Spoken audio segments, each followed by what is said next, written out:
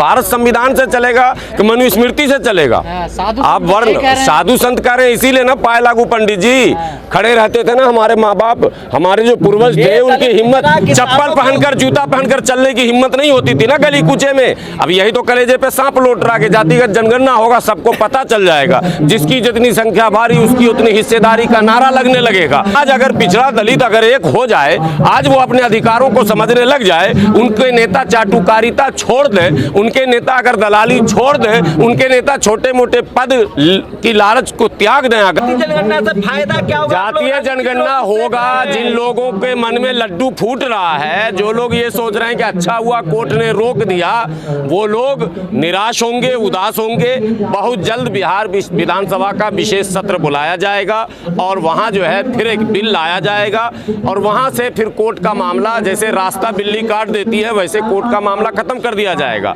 ये जो लोग PIL लेकर गए थे, वो नहीं चाहते हैं कि उन जातियों को अधिकार मिले जो हाशिए पर हैं, जो मार्जिनलाइज्ड सेक्शन है वो। और कोर्ट में बैठे लोग जो हैं, इनके विषय में बताने की आवश्यकता नहीं है। जो सिस्टम हमारे यहाँ जुडिशियरी का है वो सब लोग जानते हैं। 100 में 90 भाग उसी बिहार की धरती से जगदेव बाबू ने कहा था 190 भाग हमारा है। आज बात पूरी उल्टी है, 90 जज उन्हीं के हैं, उल्टे में 90 पदाधिकारी भी उन्हीं के हैं। लेकिन वो दिन अब लदेगा।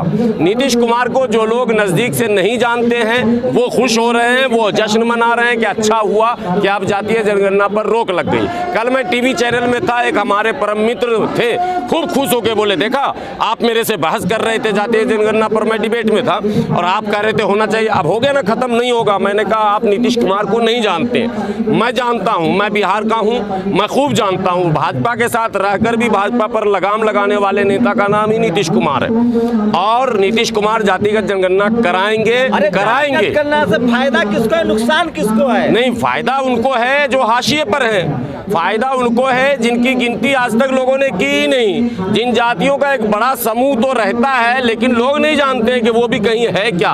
तो आप जो पॉलिसी बनाएंगे, आप जब नीतियां बनाएंगे तो किसके बारे में बनाएंगे? अब तक तो जातिवाद फैलेगा। अच्छा, आपको प्रधानमंत्री बना दें, जातिवाद नहीं फैलेगा। आपको मुख्यमंत्री बना दें, जातिवाद नहीं फैलेगा। आपको DM SP बना दें, सचिव बना दें, आपको जज बना दें, आपको मालिक बना दें, कोई जातिवाद नहीं फैलेगा। और आपको हम बोले पाए लागू मालिक, तब भी जातिवाद नहीं फैलेगा। और हम कुर्सी पर बैठ जाएंगे, हमको जूते मार के आप उठा देंगे और हम कहेंगे नहीं ये मानवता के खिलाफ है, इंसानियत के खिलाफ है, हमें बराबरी का हक दो, तो ये जातिवाद फैलाना हो गया। कौन करेगा, मजदूरी कौन करेगा? सब SP DM बनेगा, मेरिट है। साहब कांशीराम ने जो कहा था, काश के साहब कांशीराम आज जीवित होते तो वो चीज पूरा हो जाता और वो होगा। खेती कौन करेगा? कहाँ लिखा हुआ है? संविधान में लिखा कि खेती जो है वो दलित ही करेगा, पिछड़ा ही करेगा। कौन, कहाँ पर लिखा हुआ भाई? वर्ण व्यवस्था में है, वर्ण व्यवस्था। फिर वही आ गए ना, वही आप वर्ण व्यवस्था में। हम भारत संविधान से चलेगा कि मनुस्मृति से चलेगा? आप वर्ण साधु संत कह रहे हैं, इसीलिए ना पाए लागू पंडित जी खड़े रहते थे ना। हमारे माँ बाप, हमारे जो पूर्वज थे, उनकी हिम्मत चप्पल पहनकर, जूता पहनकर चलने की हिम्मत नहीं होती थी ना गली कूचे में। अब यही तो कलेजे पे सांप लौट रहा है कि जातिगत जनगणना होगा, सबको पता चल जाएगा, जिसकी जितनी संख्या भारी उसकी उतनी हिस्सेदारी का नारा लगने लगेगा, लोग अपना अधिकार मांगने लगेंगे, लोग सड़कों पर उतरने लगेंगे। और इसी को लोग कह रहे हैं अराजकता फैल जाएगा। अरे क्यों अराजकता फैलेगा? जब इंसाफ दोगे, जब न्याय दोगे, जब अधिकार दोगे तो अराजकता कहां से आएगा? तुम जब उसके हक को दबाकर रखोगे तो अराजकता तो आएगा ही। किसी का अधिकार, कौन लोग दुश्मन है जाति जनगणना के? शंभू जी, आप ऐसा ऐसा सवाल करते हैं, कौन लोग? आपको बताने की जरूरत है कौन लोग दुश्मन है। अब देश को भी बताने की जरूरत नहीं है कौन लोग दुश्मन है। देश के लोगों को पता है कौन लोग चाहते हैं कि ये व्यवस्था बनी रहे, वर्ण व्यवस्था से किनका लाभ है ये सब लोग जानते हैं, और संवैधानिक व्यवस्था से किनको नुकसान है, किनको परेशानी है वो भी लोग जानते हैं। लेकिन वो लोग सिर्फ ये नहीं जानते हैं कि यहाँ का वो पिछड़ा, वो दलित जिनको आपने सदियों से दबाकर रखा, अधिकार से वंचित रखा, वो जब गोलबंद होंगे तो आपकी मंशा वहीं पर धरी की धरी रह जाएगी। भाई भाई, सिख ईसाई, ये गंगा जमुना तहजीब वाला देश है, जातिवाद आप लोग फैला रहे हैं। नहीं, हम लोग हिंदू मुस्लिम भाई भाई कहते हैं। ब्राह्मण मुस्लिम, ब्राह्मण हिंदू भाई भाई, पिछड़ा मुस्लिम पिछड़ा हिंदू भाई भाई, दलित मुस्लिम दलित हिंदू भाई भाई, सब तो भाई भाई है, बराबर है ना भाई। दलित दलित है, एक समान माने चाहे कोई धाम। पिछड़ा पिछड़ा बांटना क्या, सब संविधान ने बांटा, 340 341 342 अनुच्छेद 340 है ना भाई, पिछड़ों को न दिया जाता उसमें, तो पिछड़ा क्यों संविधान में लिखा आपने? अनुच्छेद 341 है ना भाई, दलित के लिए से आरक्षण मिला हुआ आप लोगों को, बनिए कलेक्टर एसपी। नहीं कोई नहीं रोक रहा, हम अब आरोप किसी पर नहीं लगा रहे हैं, अब हमारे ही लोग रोक रहे हैं, हमारे जो दलाल हैं, हमारे जो एजेंट हैं समाज के, वो रोक रहे हैं, वो बाधा बन रहे हैं। आज अगर पिछड़ा दलित अगर एक हो जाए, आज वो अपने अधिकारों को समझने लग जाए, उनके नेता चाटुकारिता छोड़ दें, उनके नेता अगर दलाली छोड़ दें, उनके नेता छोटे मोटे पद की लालच को त्याग दें अगर, और वो जो एक नेता महाराष्ट्र से आते हैं, जो अफसोसनाक है कि बाबा साहब की बनाई हुई पार्टी पर वो कब्जा किए बैठे हैं, रिपब्लिकन पार्टी पर, और वो जो मोदी जी की शान में हर सदन में शेर पढ़ते हैं। मोदी जी खुद पिछड़ा है, माने मोदी जी तो पिछड़े हैं ही, ये तो गर्व की बात है कि भारत में पिछड़ों को अवसर मिला है, संविधान के बदौलत ही तो मिला है, वरना मिल पाता क्या पिछड़ों को? देवेगौड़ा बने थे कई, और चौधरी चरण सिंह बने थे। अरे आप लोग पिछड़ा, अगर पिछड़ा किसान दलित आदिवासी डीएम पीएम एसपी या सीएम बन जाएगा तो देश कौन चलाएगा? देश की आप लोग मजबूत पिलर है, खेती बाड़ी मतलब आप मानते हैं कि एससी देश नहीं चला सकता है? एससी देश नहीं चला, आप लोग देश के निर्माता हैं। अरे 90 के दशक में लालू जी ने कहा था, बहुत कड़वी बात कही थी 90 के दशक में, कि बहुत चढ़ा लिया भैंस, पहले पूंछ पकड़ के भैंस पर चढ़ते थे, वो डायलॉग उनका बहुत प्रसिद्ध हुआ था। और उसके बाद उन्होंने कहा अब हम सींग आगे से चढ़ते हैं। एक बार उन्होंने ये भी कहा था कि हम वो ज़माना लद गया, बनियान ऊपर पहन के कुर्ता के आए थे मंच पर, और बोले कि नीचे वाला ऊपर आ गया, ऊपर वाला नीचे आया। तो जो सामाजिक न्याय की क्रांति मंडल आयोग के लागू होने के बाद 90 के दशक में आया, उसका असर ये है कि उत्तर प्रदेश में वो दिन है और आज का दिन है, पहली बार योगी जी आए हैं। आप नाम गिन लीजिए, कल्याण सिंह पिछड़े, सुनिए, हिंदू कमजोर हो जाएगा। 90 के दशक के बाद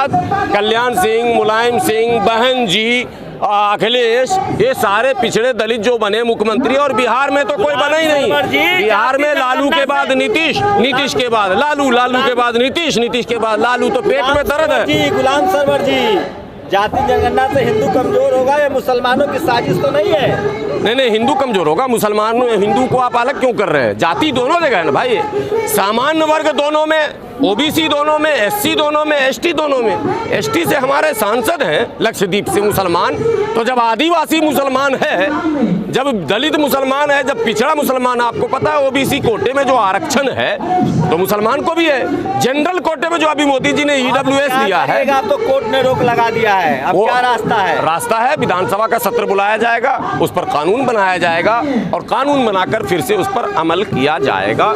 इसलिए कोई घबराने की जरूरत नहीं है। में खुशियों की लहर दौड़ रही है, कोई बात नहीं है, कोई बात नहीं है। चंद लम्हों की खुशी अगर किसी को मिली है तो वो मुबारक हो, लेकिन इब्तिदाए इश्क में रोता है क्या, आगे आगे देखिए होता है क्या।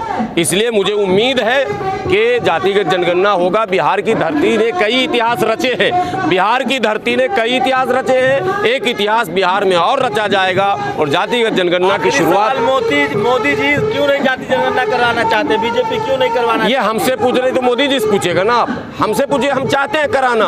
अब कहते हैं मोदी जी क्यों नहीं चाहते, तो वो तो मोदी जी जवाब देंगे क्यों नहीं चाहते। लगता है नहीं, हमें ये लगता है कि वो जिस दल में है उस दल की पॉलिसी इसके खिलाफ है, वो दल के लोग नहीं चाहते कि जातिगत जनगणना हो। और सुनिए कड़वा सच, कांग्रेस भी नहीं चाहती जातिगत जनगणना हो, क्योंकि तो कह रहे हैं अब राहुल गांधी तो नए कांग्रेस के अध्यक्ष नेता हैं, जो कांग्रेस का नेचर है वो इसके अगेंस्ट है, तो कांग्रेस भी नहीं चाहती। ईवीएम के खिलाफ बहुत सारी बातें आपने सुनी होंगी, ईवीएम बैन करने की बातें आपने कई नेताओं से सुनी होंगी, कभी कांग्रेस के नेता से सुना क्या? कहीं ना कहीं इनडायरेक्टली कांग्रेस और भारतीय जनता पार्टी का नैतिक समानता है कहीं ना कहीं। अब कुछ वोट की मजबूरी है, तो वोट की मजबूरी में वो बजरंग दल को बैन भी करना चले जाते हैं, ये वोट की उनकी मजबूरी है, तुष्टीकरण है। देखिए ये अच्छा दूसरा वाला लफ्ज़ शब्द आपका सही था, जात पात फैला रहे हैं। हम लोगों की पूरी कोशिश है कि जात पात फैले, अगर जात पात फैलेगा तभी उन सभी लोगों को न्याय मिलेगा जिनके साथ सदियों से जो है अन्याय हुआ है। हज़ारों साल का इतिहास है, कि जिस देश में हम रहते हैं वहाँ की व्यवस्था जातीय व्यवस्था रही है और जाति के आधार पर वहाँ उत्पीड़न और शोषण हुआ है। इस बात से कोई इनकार नहीं कर सकता। हद तो ये है कि इस देश में कई नए धर्म का उदय हुआ, कई धर्म विदेश से भी आए। कहा जाता है कि बौद्ध धर्म में जो है समानता की बात होती है, यहाँ बौद्ध धर्म भी रहा। सिखिज्म के बारे में जब आप पढ़ेंगे तो वहाँ भी जो है कहा जाता है जाति विहीन समाज की परिकल्पना है। सुनिए, जाति निकाल रहे हैं। अभी मैं पूरी बात कर ही नहीं रहा था। इस्लाम आया ही था जात को मिटाने, लेकिन यहाँ इस्लाम के आने के बाद भी, क्रिश्चियनिटी के आने के बाद भी, सिखिज्म के आने के बाद भी ये चीज़ें नहीं मिटी। जनगणना पर हाई कोर्ट ने रोक लगाई है। अच्छा, हाई कोर्ट ने रोक लगाई है तो सरकार बड़ी है या कोर्ट बड़ा है, ये फैसला भी अब कुछ दिन में हो जाएगा। जनता कैसे कंटेम्प्ट ऑफ कोर्ट होगा? न्यायपालिका कार्यपालिका में बड़ा कौन, ये विषय है या नहीं? बड़ा है। नहीं, सरकार बड़ी है या कोर्ट बड़ा, पहले ये तय हो जाए। ना किसने कह दिया कोर्ट बड़ा है? संविधान का बनाने वाला कौन है? संविधान बनाने वाला कौन है? सदन है। सदन सबसे ऊंची जगह है।